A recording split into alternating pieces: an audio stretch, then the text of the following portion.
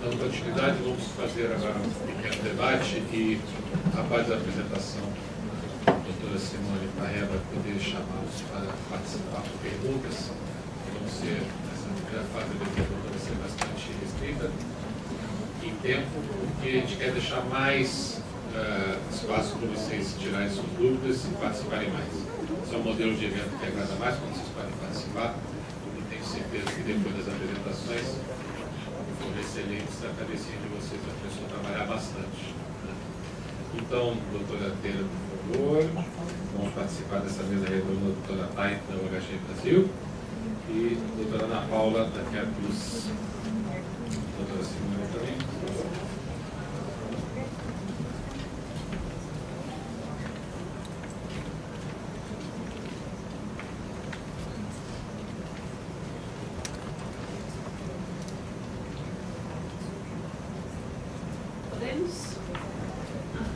Bom, em primeiro lugar, eu queria agradecer a presença do Pinheiro Neto, agradecer a presença na pessoa da Teira, do Marcel, da Larissa e da Lidiane, da Thay, está aqui representando o grupo UHG, e da doutora Ana Paula, representando aqui o grupo CarePlus.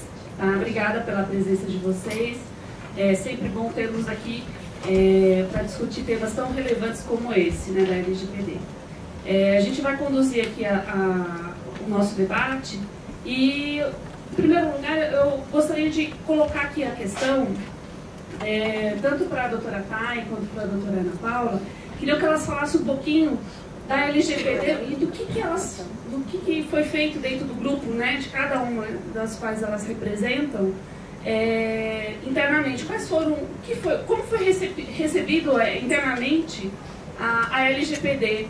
E quais foram os primeiros passos aí de medidas que foram adotadas para adequar, né, a atividade das empresas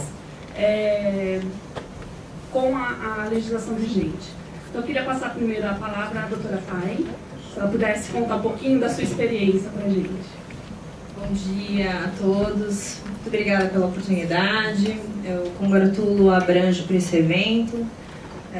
Acho que é um evento importantíssimo agora, porque, não sei se todos estão sabendo, mas semana que vem a gente vai ter a nossa audiência pública específico para o mercado de saúde, né, na comissão especial lá do Congresso, e eu acho que aí a gente precisa pegar essa oportunidade para dar voz, né? Então, considerando as perguntas, né, que a Simone endereçou, não sei se eu vou lembrar de todas, né, mas qualquer coisa você complementa aqui. Eu estava até comentando um pouco mais cedo na hora do café com a Teira e com a Ana, né, que quando eu entrei no mercado de saúde, lá, especificamente na UHG Brasil, eu fui sabatinada por várias pessoas, eu tive que passar por inúmeras entrevistas. E aí uma delas, que fatalmente se tornou uma amiga queridíssima agora, ela falou o seguinte, ela falou, olha, quando você entrar aqui, se o bichinho da saúde te picar, você nunca mais vai querer sair. Aí passou um ano, né, a gente ali convivendo juntos, ela falou, e aí, como foi a sua experiência um ano aqui de empresa? O bichinho da saúde te picou? Eu falei, picou. Só o seguinte, você não me avisou que ia ser com tanta emoção. Então, a verdade é que dentro desse mercado, a gente é sempre surpreendido com algumas coisas e as pessoas vão lembrando, assim, do nosso mercado de saúde. Acho que na nossa situação não foi muito diferente das empresas de vocês, porque no fundo, muito embora a gente tivesse o GDPR lá na Europa e tivesse sob implementação, muito embora a gente tenha uma base também lá na Europa, a gente tomou com muita surpresa a LGPD. Não por ela ser publicada, porque eu achava que, de fato, o Brasil ele precisava se aproximar nas melhores práticas mundiais, mas especificamente porque a lei tratou um ponto específico sobre o mercado de saúde. E aí, a primeira coisa que nos causou estranheza é que quando a gente começa a fazer uma avaliação mais detalhada do GDPR, que é o GDPR, a gente começa a ver algumas questões que poderiam talvez ter sido melhor tratadas na LGPD. E aí o LGPD ele vai ser tão específico que começou a criar uma limitação justamente para a nossa atuação.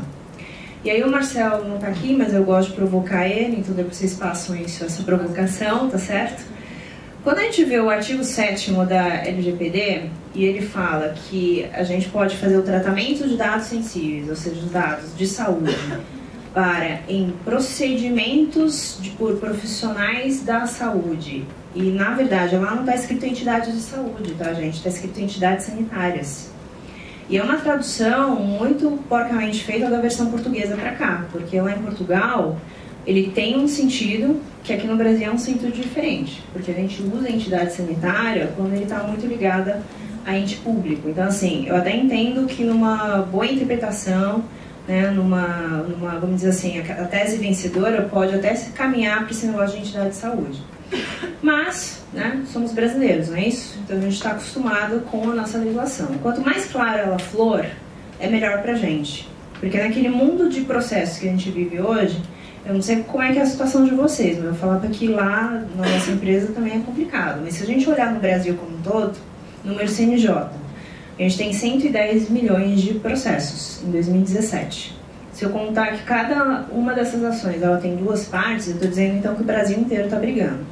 Quase 50% dessas ações, gente, é juizado especial. E no nosso mercado não é diferente de vários outros mercados, a gente também sofre com esse massificado.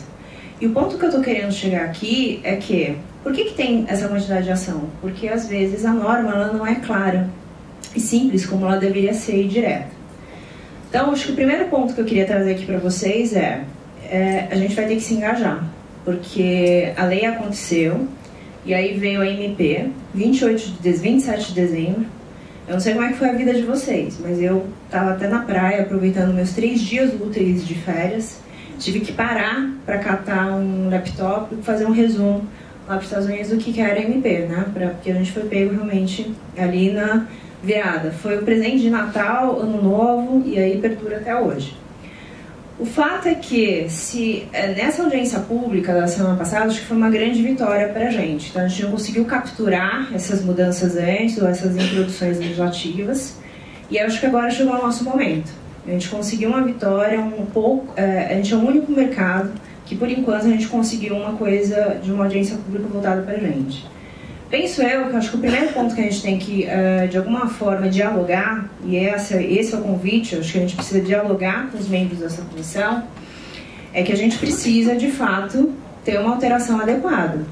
Então, quando a gente fala da tutela da saúde, ela não é só o assistencial, né? Vocês que são do mercado de plano de saúde, vocês entendem exatamente o que a gente está falando. Nessa história de controlar custo, pelo menos na minha companhia, né, a gente tem uma missão que é tornar o sistema de saúde melhor. Como é que eu faço isso?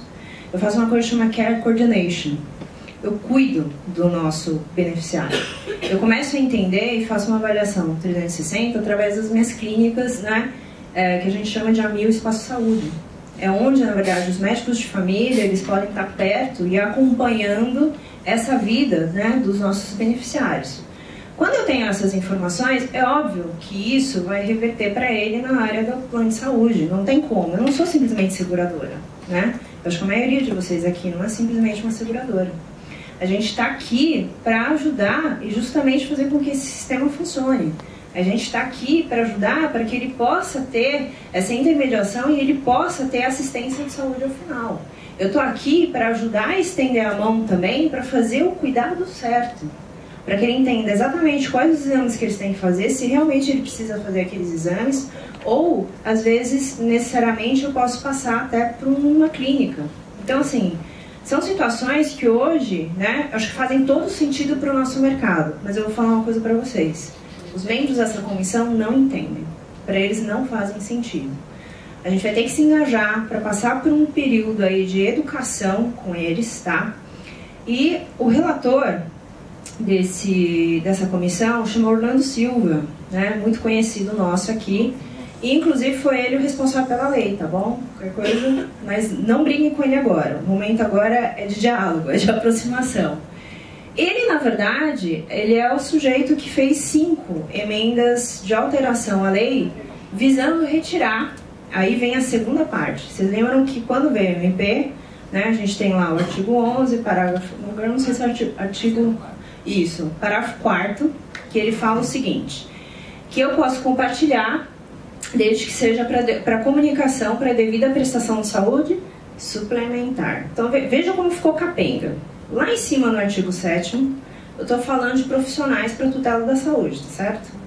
Lá no artigo 11, eu estou falando de compartilhamento quando eu tenho a saúde suplementar. Isso quer dizer o seguinte: nós que somos da saúde suplementar, planos verticalizados, planos, nessa parte da intermediação, seguradoras, enfim, todo mundo que está nessa cadeia, eu não posso fazer o tratamento de dados, mas eu posso compartilhar para a prestação desse serviço. Faz um sentido? Então a coisa ficou capenga ali.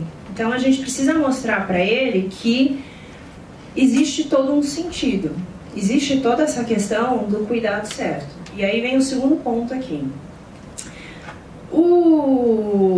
Tem um outro deputado, que é o Exalci, que é do PSDB, ele é autor de 2 emendas. E aí uma dessas emendas, ele fala o seguinte: não tem problema, mantém lá a comunicação para a devida prestação de serviços de saúde suplementar, desde que o benefício econômico seja do próprio beneficiário. Pô, funcionou pra gente. Porque cá entre nós, no fundo, a gente está fazendo toda essa análise, né, o Data Analytics sobre o health, né, do nosso beneficiário, porque na verdade a gente vai devolver isso para ele, a gente quer cuidar e quer engajar ele para que ele esteja dentro do nosso plano. Então, nesse sentido, né, eu acho que teve 2 coisas boas. A primeira é que esse MP, ele chamou a nossa atenção. A segunda coisa que não é tão boa assim, mas eu considero como boa, é que eu acho que ao chamar a atenção, abriu a janela de oportunidade para a gente conversar e fazer uma educação sobre o que nós somos, até para tirar eventuais preconceitos, né, que a gente tem. Então essa primeira introdução, eu acho que foi a minha grande missão de estar aqui, é dizer que a gente está junto. Se vocês não sentem, eu sinto que a gente está junto, porque a gente vai estar enfrentando os mesmos problemas, né? A minha vida, não sei a vida de vocês, mas eu recebi esse presente no ano passado. Eu sou responsável por implementar, obviamente, pelo legal, né, porque eu sou advogada, para ajudar a fazer a implementação dessas regras na companhia. Acho que a primeira coisa que eu tive que trabalhar, e aí indo direto ao ponto da Simone, eu tive que trabalhar no engajamento dos nossos famosos stakeholders. Quem são esses stakeholders? Na verdade são todos, né? Todos que integram a companhia, eles têm um pedaço de responsabilidade. Só que eles entendiam que era uma responsabilidade do legal, não é. Então você que trabalha em marketing, você precisa entender que você não pode ficar saindo comprando lista para ficar fazendo mailing, né? Na verdade já tem até regulamentação para isso. Então não é por conta da LGPD que você deveria tomar cuidado com isso. Mas já que tem, né, e a multa é grande, então você precisa entender que tem também uma valoração sobre a questão da reputação da companhia. Porque a partir do momento que a gente toma a multa, não é só dinheiro. É dinheiro e a reputação da companhia e da nossa marca que vai ficar, né, de alguma forma arranhada. E aí você vai para a área de procurement, né? Em várias áreas, várias empresas chamam de supply chain, compras, enfim. Então eles têm que contratar empresas que de fato não passem só para um escrutínio referente ao FCPA, por exemplo, a área de compliance. Agora ele precisa ver se ele tem as devidas ferramentas para privacy. Sabe por quê, gente? Porque nós, como controladores do dado, a partir do momento que a gente compartilha com esse terceiro, a gente é solidário, responsável. Então, eu acho que esse primeiro momento foi essa história do engajar. Eu acho que precisa fazer engajamento, precisa identificar as pessoas que são focais em cada uma dessas áreas. Por quê? Porque aí, né, não foi a Larissa que falou a coisa mais linda que chama Gap Analysis? Então, o que é isso, gente? É todo um trabalho de fluxo. Eu preciso entender qual que é a jornada da informação e dos dados dos nossos beneficiários. Quando eu olhar essa jornada, eu preciso saber onde que eu armazeno. A segunda coisa, eu preciso saber o que são esses dados. Porque eu não preciso saber se esses dados eles são necessários, então eu preciso saber o que eu estou pedindo. Então eu preciso saber lá no call center, na ouvidoria, que tipo de informação eles estão pedindo, se realmente é necessário. Eu identifiquei esses key persons, em cima disso a gente está fazendo agora a análise dessa jornada. É um grupo grande, né? Isso faz parte, então eu acho que a gente vai levar esse tempo, mas eu acho que é um investimento extremamente necessário para a gente fazer. E aí, na história desse mapeamento é que vai sair o gap analysis, ou seja, onde que, na verdade, eu preciso trabalhar para estar de acordo em compliance com essa legislação. E aí, isso passa por todo, né? É o 360 da companhia. Vou ter que revisar cláusulas, vou ter que revisar contratos, eu preciso olhar termo de consentimento. E aí, no meu caso específico, a gente presta serviço de ponta a ponta. O que é isso? Eu tenho lá o plano de saúde que oferece para o beneficiário a possibilidade dele ter assistência. Eu dou a clínica que vai fazer o cuidado certo para ele. E aí, se tudo der errado, né, eu tenho que tratar a eventual doença dele, vai ser lá nos nossos hospitais. Então, nesse sentido, eu tenho lá todo um projeto que vai de ponta a ponta, preciso mapear, entender como, na verdade, eu vou fazer esse tratamento, porque o consentimento que eu vou pegar em hospital, em clínica, é diferente do consentimento que eu vou pegar no beneficiário. E aí, nesse momento, né, vocês estão vendo que eu tenho um olhinho pequeno, mas o meu olho está bem aberto, porque agora eu estou bem preocupada com essas multas do Google, né? Porque se ele pegou o consentimento e o consentimento ele vai ser considerado como inadequado, então qual que é o procedimento mais correto que a gente vai ter que ter? Terceira preocupação que eu tenho, chama autoridade. Eu achei uma bem chique, autoridade, né? Deve ser alguém que vai impor determinadas normas. E aí, tem alguém da INS aqui? Não, então tá bom. Eu estou em missão, né? Então eu tenho que falar as coisas que eu tenho na vídeo. Vem na vídeo. Ah, então tá bom aí, gente. Não tem? Não, acho que não. Então tá, eu vou falar. Porque eu estou na minha missão aqui. É o seguinte, eu tenho uma preocupação específica que chama conflito de interesse, é o que eu chamo de custo de captação. Então como é que funciona hoje, gente? Eu tenho um órgão fiscalizador e um órgão regulamentador do mesmo órgão. Então o que ele faz? Ele regulamenta o mercado. Ele me fiscaliza. Da fiscalização, provavelmente, pode ser que surja uma multa. Quando surge a multa, quem que vai julgar? Ele mesmo. Então, na verdade, eu tenho três figuras, tá? Eu tenho regulamentador, fiscalizador e julgador.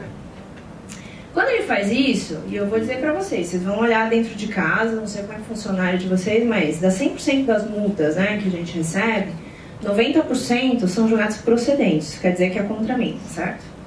Dessas 90, né, pode ser que tenha um percentual, que agora não tenho de cabeça, que realmente esteja certo, a gente reconhece, vamos fazer o pagamento. Só que tem uma boa parte desse percentual, se não a maioria, que eu vou judicializar, porque eu acho que está errado. E aí o que eu preciso? Eu preciso de um segundo olhar julgador em cima disso. Qual que é o meu grande ponto nisso? Isso hoje, né, diante desse ambiente do novo governo, né, eu conversando lá com o secretário da desburocratização, que ficou responsável, eu achei chique também esse negócio de desburocratização, né?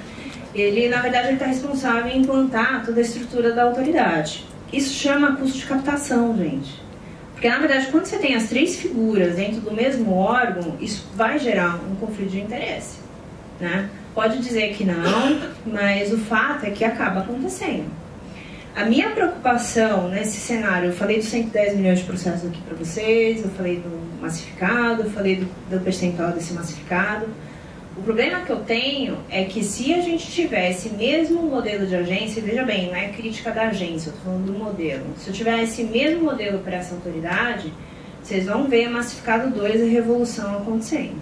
Porque no primeiro momento que o nosso beneficiário, nosso paciente, quiser exercer o direito, né, da exclusão, por exemplo, sendo que em determinadas situações eu, como hospital, não posso excluir, porque eu estou regrada pelo CFM, determinadas normas que eu preciso, inclusive, manter o prontuário por 20 anos. Eu vou ter uma outra situação, a ANS, que também pede para eu manter determinada informação e, inclusive, fazer o disclosure para eles, né? Ele não vai ficar satisfeito com essa informação que eu vou dar e provavelmente ele vai judicializar, porque é fácil judicializar, não tem custo, né? Então, essa é uma preocupação que eu tenho, que a gente também tem que ficar muito de olho na parte da formação dessa autoridade. Eu acho que são esses 3 pontos que, de alguma forma, nessa audiência pública na semana que vem, a gente precisa chamar a atenção. Primeiro, para dar clareza à legislação, porque tem muitas questões que eu posso ficar aguardando a autoridade para fazer a regulação. Mas tem outros pontos que eles são significativos, que quanto mais clareza eu tiver dentro da legislação, não vai ter dúvidas, né? Eu não preciso enfrentar teses jurídicas e aí ações, né, em cima dessas questões, né. Nesse minuto, nesse ponto aqui, quero só esclarecer que o Grupo UHG, a gente está fazendo a implementação, a gente entende que sim, que isso é uma boa prática, a gente já está terminando agora toda a parte política. É óbvio que existe uma política global que a gente vai aplicar para cá, mas a gente precisa nacionalizar. A gente sabe que é um caminho sem volta, mas eu acho que é um caminho que a gente pode torná-lo menos tortuoso para a gente, não é isso? Então esse é o convite que eu gostaria de fazer para vocês participarem ativamente. Semana que vem, audiência pública específico para o mercado de saúde. Eu acho que é o momento que a gente tem de mostrar que, na verdade, a gente não é um grande elefante branco. Tirar todos os preconceitos e explicar que, no fundo, a gente está aqui para ajudar a fazer o sistema de saúde melhor. Tá bom? Obrigada. Obrigada, viu, Tânia?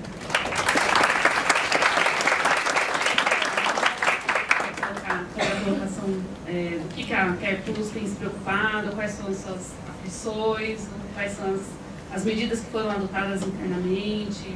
Traz um pouquinho da experiência de vocês lá para que a gente possa compartilhar aqui com os nossos colegas. Então, primeiro, eu vou aceitar o convite do engajamento.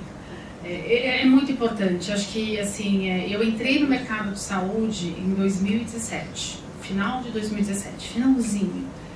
Eu venho no mercado de seguros, né? E por incrível que pareça, é bem diferente, né? Até a gente, quando a gente vai para a confederação, estamos debaixo do mesmo guarda-chuva, mas é bem diferente. E a gente não vê realmente, né? A gente viu até quando a gente começou a acompanhar a LGPD, a gente não encontrava, né, debates nem pessoas da área de saúde. Não quero entrar nem no mérito das seguradoras, mas a gente não encontrava. A gente encontrava outras indústrias participando ativamente em Brasília. Enfim, a gente acompanhou muita coisa de longe, em algumas reuniões, mas saúde não tinha. Então, o teu convite é correto. A gente precisa, enquanto mercado, se movimentar e se movimentar forte. E assim, não é só abrange, chamar a Finasaúde, porque assim, o mercado não se movimentou, né? A tua frase foi sensacional, né? A gente, enfim, né? Eu falo que se você quiser fazer alguém de novo, come sopa na cabeça da pessoa. Praticamente isso que você falou, né? Se você não prepara, você vira o menu, né? Você tá no menu. É isso, né? É isso. Mas voltando a 2017, então eu entrei na CarePlus, como alguns ou muitos sabem, a CarePlus foi adquirida pelo grupo Bupa, em inglês, né? É o maior grupo de saúde na Inglaterra, um dos maiores do mundo. A gente tem presença em 190 países, realmente um gigante em termos de operação, principalmente quando a gente fala Europa, Oceania, Austrália, Hong Kong, enfim. E está chegando nas Américas, né? E assim, eu cheguei em outubro e em julho tinha havido um grande vazamento de dados, tá? Na Bupa. Resumidamente, a gente teve um funcionário no escritório na Inglaterra, em Londres, não lembro se foi em Londres ou uma das Brighton, enfim, foi um dos escritórios nossos na Inglaterra. Ele pegou dados, né, de 500 e poucos mil consumidores. Obviamente, ele pegou os dados, pegou as informações, ele deletou do servidor da Bupa e foi vender na Dark Web.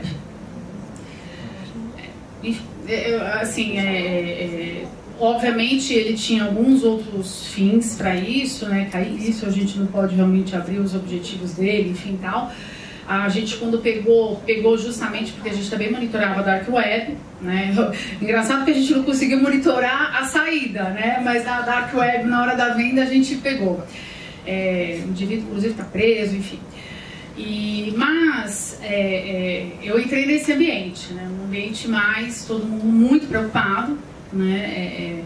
A Bupa, ela teve uma atuação, assim, dentro das circunstâncias quase que impecável, porque ela veio a público, ela informou, ela foi falar com a autoridade de privacidade de dados da Inglaterra, que é considerada, e o Marcelo pode me corrigir ou não, uma das piores ou uma das mais exigentes, né? Colocou em todos os canais e enfim, a gente acabou sendo até multado. A multa só veio no início desse ano. Então foi 1 ano e meio de negociação sobre tudo o que aconteceu, sobre todo o episódio. A gente achava que a multa ia ser algo absurdo, né, pelo fato. Ela ficou cara, ela ficou em torno, também é pública, ela ficou em torno de 175 mil pounds, né, que dá alguma coisa aí perto de uns 500 mil dólares, alguma coisa assim.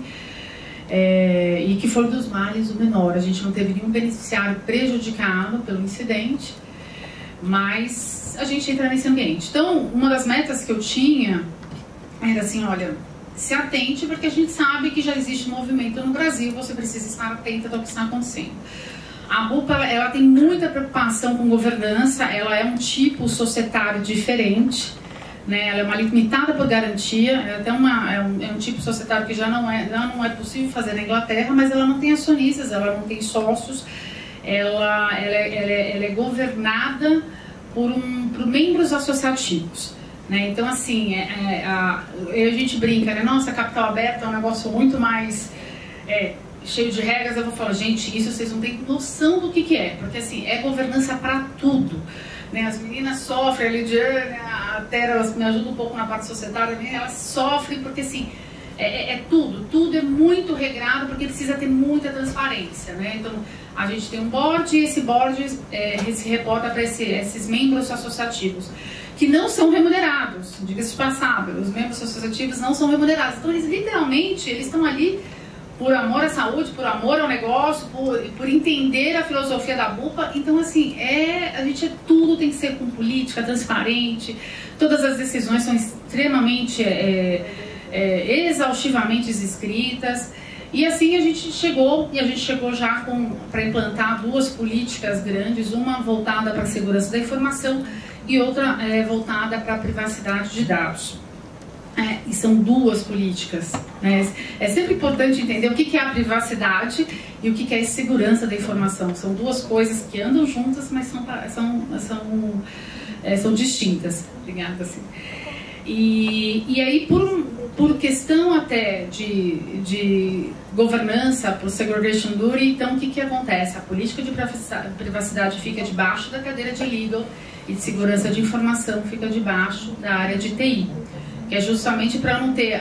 Eu tenho alguém que me fiscaliza e eu fiscalizo alguém na implantação de todas essas normas.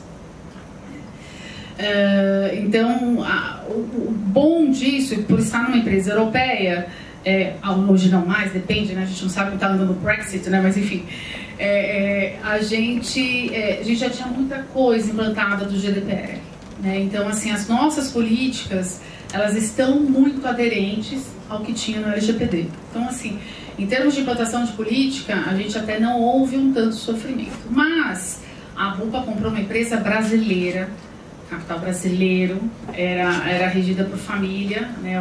Quem conhece o Roberto Laganá, um cara fantástico, visionário, mas era uma empresa brasileira, né? Assim, ela sempre investiu muito em tecnologia, inclusive isso muitos dos nossos clientes são de tecnologia, assim como a gente também tem muito escritório de advocacia. Eu falo que são 2 setores bem problemáticos, né, em termos de controle de dados de informação. Mas então, assim, eu sempre tive um controle, um cuidado, né, de como tratar as informações, de ser ágil. Mas você vê ainda uma resistência muito grande como você trata a informação. A gente vê a preocupação, eles entendem a privacidade, mas a segurança da informação, o que significa isso, ainda é muito difícil. Então, por exemplo, assim que eu cheguei na empresa, me dei numa situação em encontrar prontuários gravados em CDs. Aí você fala, mas provavelmente eu tenho alguma coisa assim aqui. Ou não? Aí eu falo, não, eu não tenho CD. Provavelmente alguém vai falar assim, não, mas eu tenho em papel, eu tenho prontuários em papel, eu tenho, né, toda a regulação de sinistro em papel. Gente, dos 2 jeitos é tudo muito complicado. Né? A guarda física, né, é muito complicada. Então, assim, o que a gente vê hoje, que há já uma sensibilização em relação a dados digitais. Nem sei se acho que tá certo, né, professor?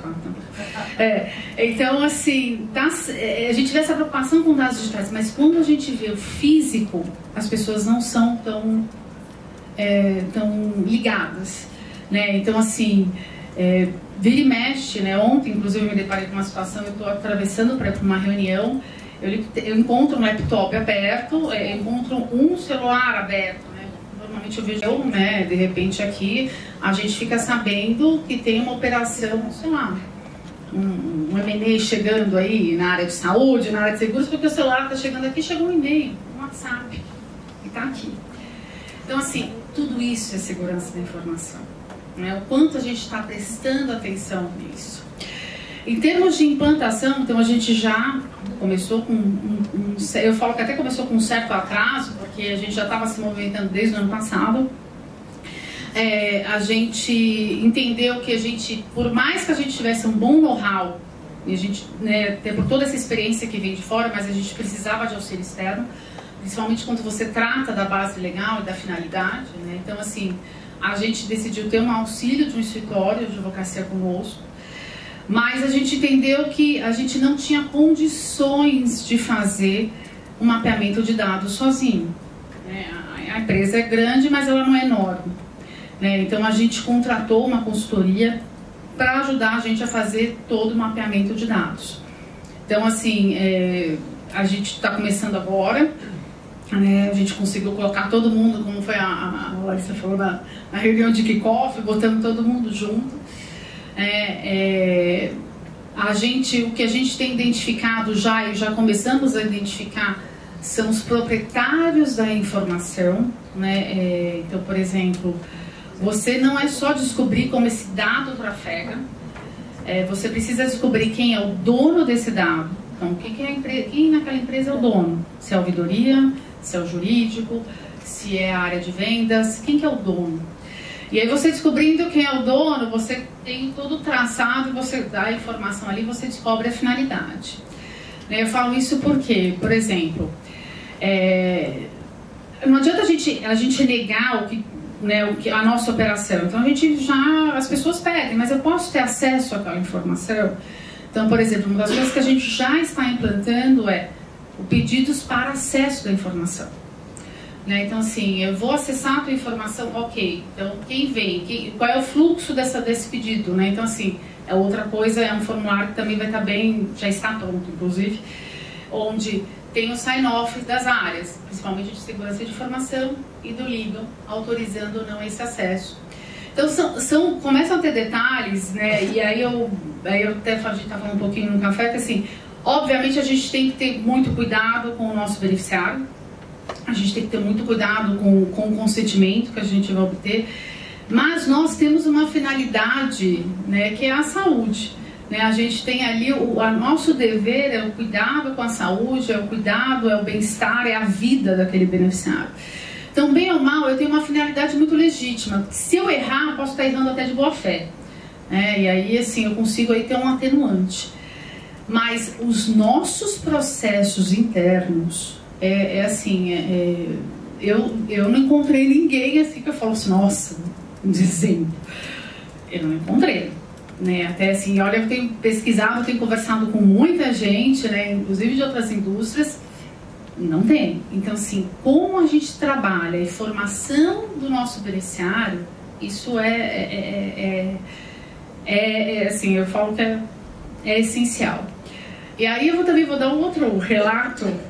Enquanto eu estava fazendo o BID, minha RFP, para a empresa de consultoria, que eu ia fazer o meu data cycle, enfim, meu mapeamento de dados, e veio, era uma empresa boa, uma consultoria grande, das maiores do mundo, e o sócio que veio sensacional, explicando tudo e tal.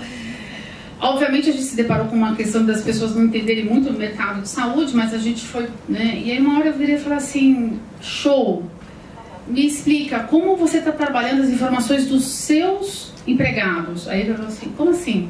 Não, eu quero saber, porque assim, como está tendo a informação como vocês estão trabalhando? Vocês já implantaram? Porque assim, ele colocou que ele tinha implantado tudo. Ele ficou parado me olhando. Aí eu falei, desculpa, eu fiz uma pergunta errada.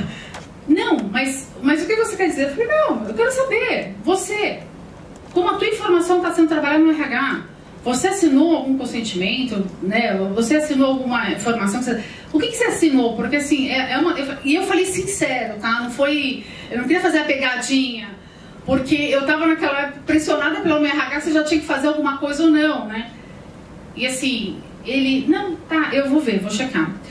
O mais interessante que, assim, até hoje eu não recebi a proposta de honorários desse fornecedor, mas assim, é isso, gente. Então, assim, a gente tem que olhar, não é só os nossos beneficiários, mas também os nossos empregados.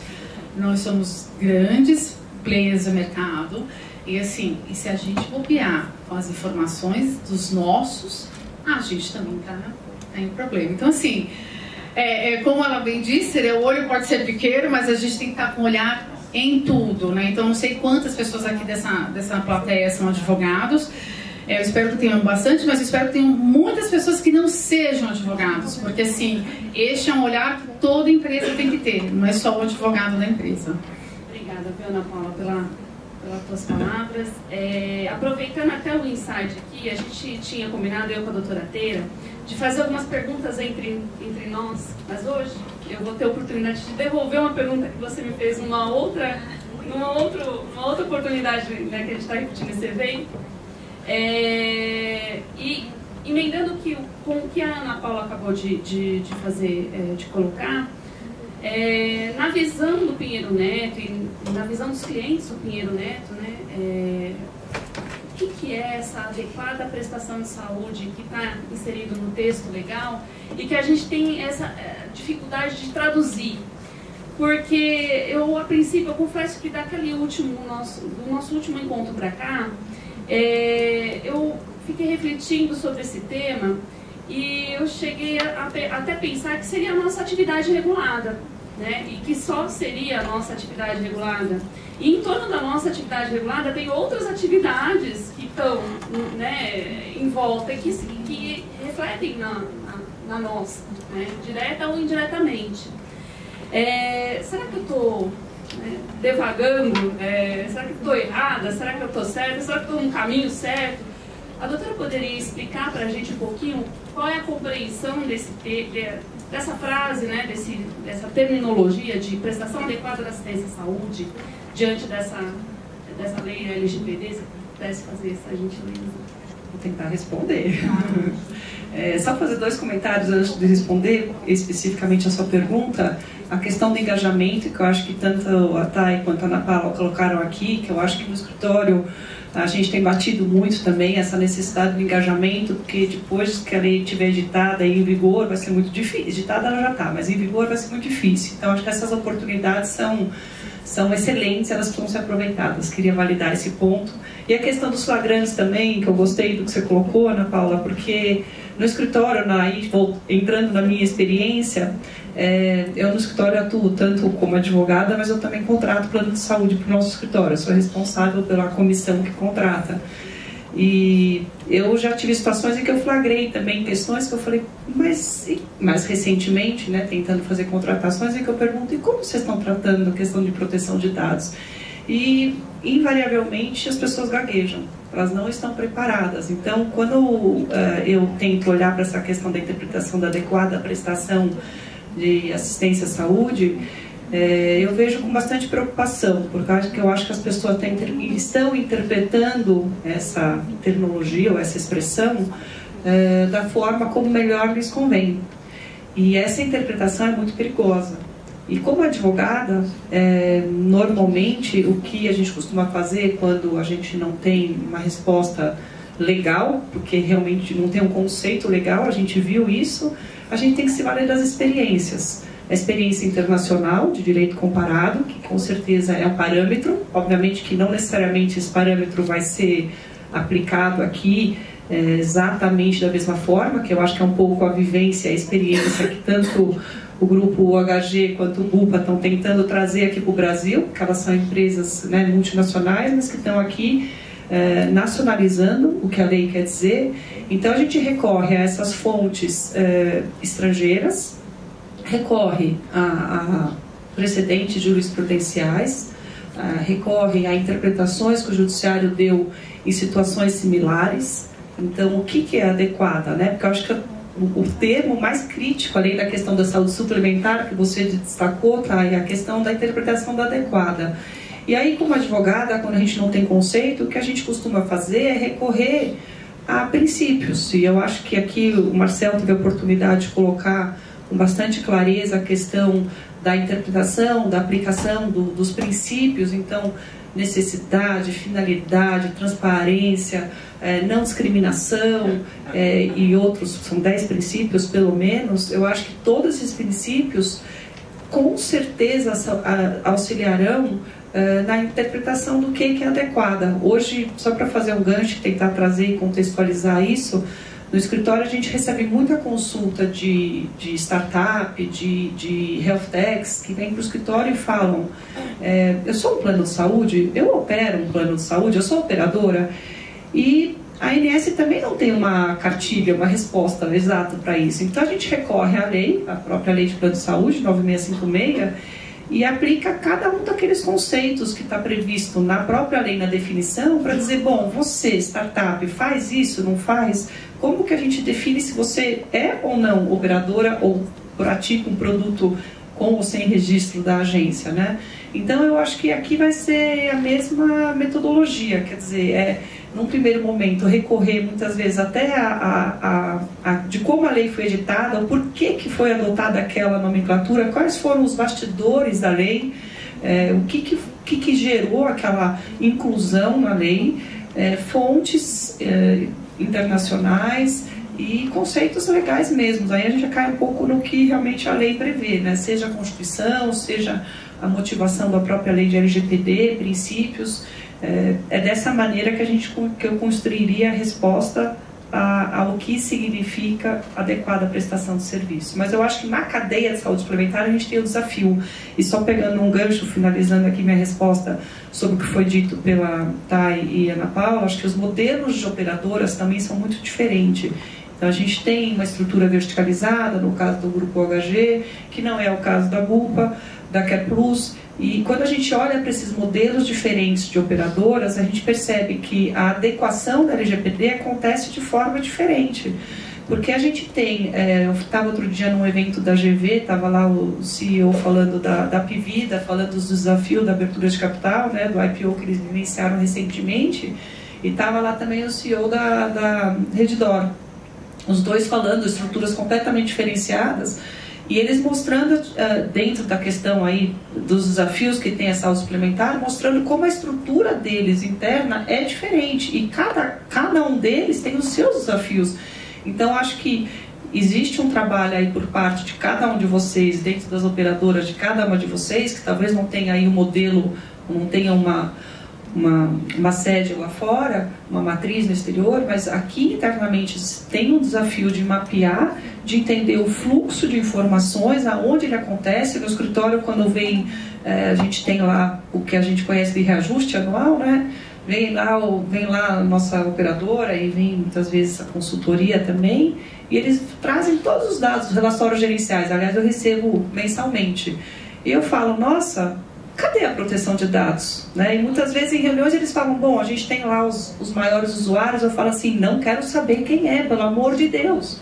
Então é uma situação muito recorrente na contratação de planos. Eu vivencio isso como estipulante e vivencio isso como advogada quando eu estou tratando com diversos atores da cadeia, porque a gente atende todo mundo, hospital, operadora, administradora. Então a gente vê exatamente onde está esse fluxo. Eu acho que hoje ainda a cultura está atrasada. Eu acho que a LGPD não colou para todo mundo. Acho que tem gente na vanguarda, eu acho que 2 empresas aqui estão dando um exemplo do que fazer e estão correndo atrás disso, mas ainda é uma questão muito sensível e que eu vejo as pessoas muito atrasadas em relação a isso. A gente pode até ter uma ideia aqui dos presentes aqui no auditório hoje, fazendo uma pequena enquete. Quem conhecia a LGPD e que já começou a fazer um estudo, um mapeamento para implantação dessa lei nas suas operações? Não é a maioria. Então, realmente é muito importante a disseminação do conhecimento e trazer a gravidade, né, do problema, né, da importância desse tema para o setor? Até porque nós lidamos com dados, né, gente? A nossa vida é dados, né? Do começo ao fim da cadeia, né? Então, toda a nossa operação está baseada em dados. Então, a gente tem que trazer para a nossa operação essa preocupação, sim, né? Acho que, como a Ana Paula colocou, não só advogados têm que estar aqui presentes, os gestores têm que estar aqui presentes, porque eles vão tomar essa decisão de fazer esse tratamento, de fazer esse acolhimento da lei para a sua operação interna. Então, é realmente muito relevante. Eu gostaria até mesmo de aproveitar aqui a presença do Marcelo, e uma fala do Marcelo que me deixou muito preocupada dentro dessa operação toda, com relação à fraude, né? A gente tem conhecimento aqui, tem muitos dos presentes podem ratificar a minha fala, inclusive a Thay e a Ana Paula, de que nós somos um dos setores mais prejudicados pela fraude, né? Principalmente com relação à doença e lesão persistente, né? Então, aquela declaração de saúde que a Lidiane falou lá na exposição dela, que trata a 162, a gente vai até, muitas vezes, além daquela declaração, né? A gente sabe que o consumidor ele não declara ali tudo que ele tem no momento da contratação, né? Faz isso, muitas vezes, intencionalmente, porque quer ter a assistência à saúde, né? E diante da fala do Marcelo, eu fiquei preocupada porque eu não vou poder pegar nenhum dado, nenhuma prova para poder comprovar dentro do prazo legal a fraude desse consumidor. Esse consumidor que está lesando não só a empresa, está lesando a coletividade, né? Está causando prejuízo aí para toda a massa populacional assistida. Então, eu fiquei muito preocupada com essa fala. Falei assim, será que a gente não vai poder mais ter acesso a um prontuário, acesso a alguma informação de dado sensível, para que eu possa proteger a carteira de beneficiários, né? Porque a fraude é uma proteção à carteira e não só visando excluir aquele beneficiário do plano. Não é discriminatório, é proteção mesmo, né? E a gente tem tão pouco recurso para se proteger dessa fraude, e aí veio essa preocupação. Queria que o Marcel falasse aqui um pouquinho, então convido você aqui. Então, acho que primeiro a boa notícia, calma que dá para fazer. A diferença aqui é que, em vez de você enquadrar isso diretamente como legítimo interesse, que realmente estaria vetado pela questão da legislação, né, que diz, olha, não dá para fazer isso para dados de saúde, você tentaria encontrar uma base legal apropriada. Qual que seria uma base legal apropriada nesse cenário? Você está querendo defender seus interesses, só que você vai aguardar por uma ação judicial futura. Pode ser que ela exista, pode ser que ela nunca exista. Onde que vai estar o problema? Lembra quando eu falava que para o setor de saúde mencionava que você poderia fazer esse tipo de defesa de interesses, inclusive em contrato? Nessa hora que seu contrato precisa ser revisto e eventualmente mencionar com mais clareza que será investigado quando o beneficiário entra em contato, que já são contratos padrão, cláusulas padrão, nesse sentido de que em casos de fraude detectada, cobertura negada, nada que já não seja padrão, mas que fique bem claro para você poder recorrer à ideia da defesa de direitos previstos em contrato, e aí você trata o dado sensível para se combater da fraude. Então não é que você não encontra o modelo, mas a tese precisa ser construída, porque a primeira reação seria, mas peraí, se o cara fraudou o pagamento da contribuição, eu não estou tratando do dado sensível, eu não posso fazer nada disso, eu recorro ao legítimo interesse. Mas como o dado é sensível, você encontra uma outra base legal possível. Então, só para tranquilizar, dá para fazer, mas é uma tese a ser construída e tem um tremendo ask aqui, um tremendo pedido, né? Isso depende de uma autoridade, que é a preocupação da TAI, a preocupação de todos nós, coerente e que olhe para tudo isso e que aceite essa tese, né? Quer dizer, não é uma coisa que você já fala assim, a lei claramente disse isso, mas é defensável dessa maneira. Se vocês quiserem comentar. Aqui eu estava mostrando, a Lidiane falou, lembra que tem aqui, de fato é uma das hipóteses das bases legais, exato, né? Prevista expressamente. Está bem atrás da Ana Paula, a gente está fácil. Mas além desse cenário, vamos imaginar que você tivesse preocupação, mas não é só esse tipo de fraude, eu quero criar um modelo preditivo de detecção de fraude, eu quero fazer N outros cenários. Aí você vai olhar, aquela é a melhor base, outra pode ser melhor, é tudo uma questão de ver o que faz sentido naquele contexto. E até para tranquilizar todos, gente, A lei realmente chacoalha muita coisa, ela mexe com o setor privado de uma maneira significativa, né? Alguns teóricos até comentam que é quase que um Código de Defesa do Consumidor, só que voltado na área de proteção de dados, tamanho os impactos, né?